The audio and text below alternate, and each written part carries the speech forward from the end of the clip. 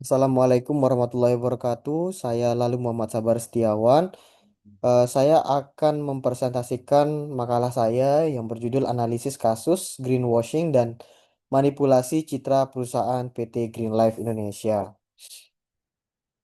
Berikut sistematika makalah nanti akan dijelaskan. Yang pertama, pendahuluan, ringkasan kasus, identifikasi permasalahan etika, analisis teori, analisis stakeholder, analisis risiko bisnis, alternatif solusi, strategi implementasi, kesimpulan, dan daftar pustaka.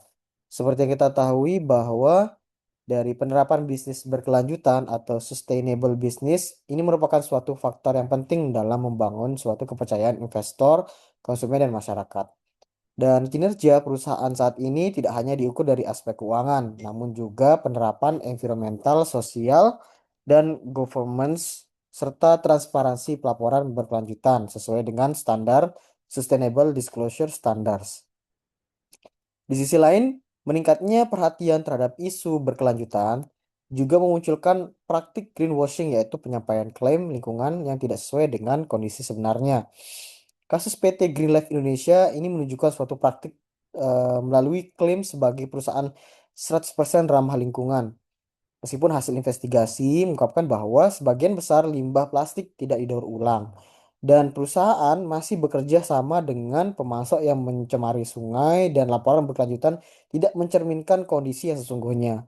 Dan ini akan mengakibatkan perusahaan mengalami penurunan harga saham, boikot konsumen, penarikan investasi, serta investigasi dari pemerintahan. Dan oleh karena itu, kasus ini perlu dianalisis guna perspektif bisnis ethics, stakeholder teori, triple bottom line, good corporate governance, dan untuk mengidentifikasi pelanggaran etika serta merumuskan strategi tata kelola perusahaan yang lebih transparansi, akuntabel, dan berkelanjutan. Ini merupakan ringkasan kasus. Ini merupakan PT Green Life Indonesia merupakan produsen air minum dengan kemasan yang selama 5 tahun membangun citra sebagai perusahaan 100% ramah lingkungan dan mengimplementasikan berbagai program corporate social responsibility, kegiatan penghijauan, serta mengklaim bahwa seluruh kemasan produknya dapat didaur ulang. Dan hasil dari investigasi menunjukkan bahwa ketidaksesuaian antara klaim dan praktik perusahaan. Berikut 3 poin yang sesuai dari hasil investigasi, yaitu yang pertama, lebih dari 80% limbah plastik tidak daur ulang. Perusahaan masih bekerja sama dengan pemasok yang mencemari sungai, dan sustainability report hanya menampilkan informasi positif dan mengabaikan dampak pencemaran lingkungan. Praktik tersebut mengindikasikan adanya greenwashing, yaitu penyampaian informasi berkelanjutan yang tidak mencerminkan kondisi yang sebenarnya. Dan dapat dampak yang ditimbulkan itu yang pertama, penurunan harga saham, boikot konsumen, penarikan investasi oleh investor, dan investigasi yang lanjut oleh pemerintah. Dan direksi menyatakan bahwa tindakan tersebut masih merupakan bagian dari strategi pemasaran. Kasus ini juga memunculkan perdebatan mengenai batas antara strategi pemasaran dan pelanggaran etika bisnis, terutama dari greenwashing, transparansi informasi, dan tanggung jawab perusahaan terhadap lingkungan serta para pemangku kepentingan.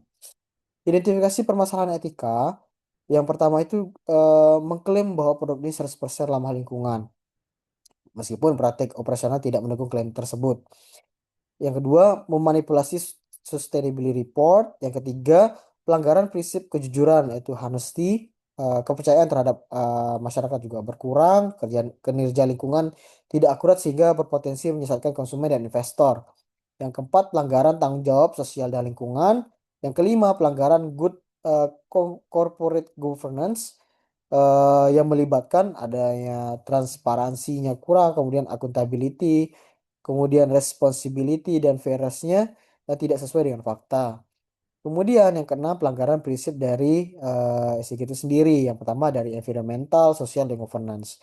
Kemudian yang ketujuh, pelanggaran hak konsumen dan investor. Informasi yang menyelesaikan berpotensi menyebabkan kesalahan dan pengambilan keputusan. Analisis kasus berdasarkan teori. Yang pertama dari business ethics. Dari PT Greenlife sendiri, dia melanggar prinsip honesty, integrity, responsibility, dan fairness. Kemudian deontologi ethics, tidak etik karena melanggar kewajiban untuk jujur. Dan yang ketiga, utility teori, ini kerugian yang ditimbulkan lebih besar daripada manfaat yang diperoleh. Kemudian intinya perusahaan mengutamakan keuntungan jangka pendek dibandingkan etik bisnis.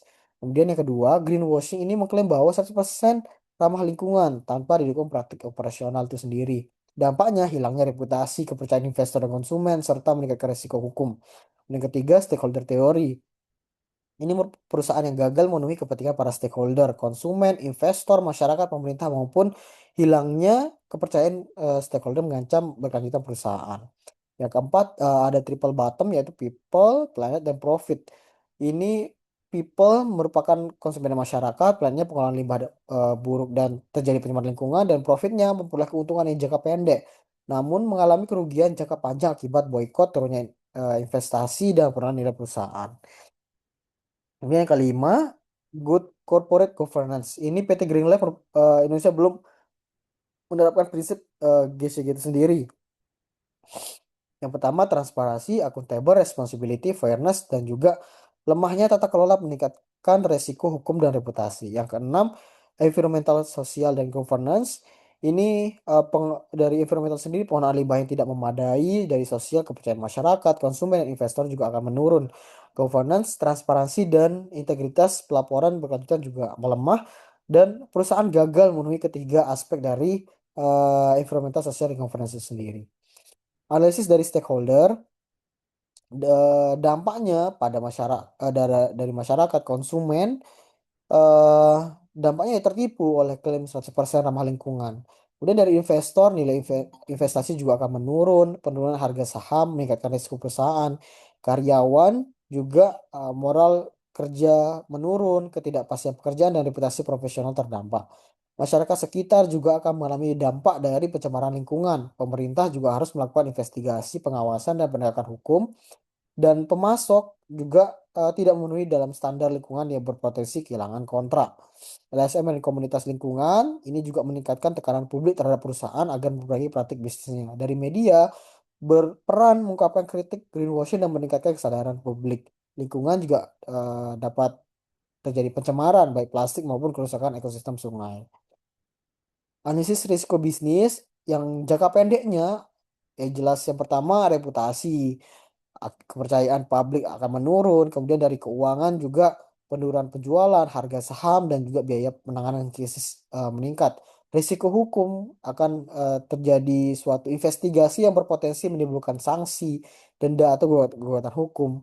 Kemudian risiko operasional, gangguan rantai pasok akibat evaluasi atau penghentian kerja sama dengan pemasok yang tidak memenuhi standar lingkungan.